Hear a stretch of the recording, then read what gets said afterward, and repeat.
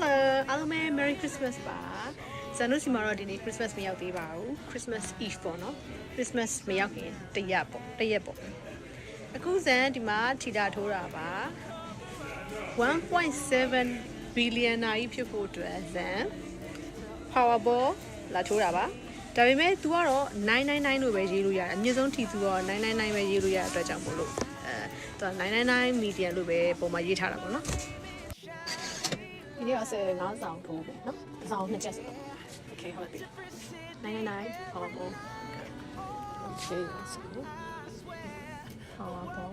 What language is that? Yeah What do you mean? She's 10ဦးထိုးမှာဆိုတော့9ဆောင်ထိုးမယ်เนาะတစ်ဆောင်ပြီးသွားပြီဆိုတော့နောက်တစ်ဆောင်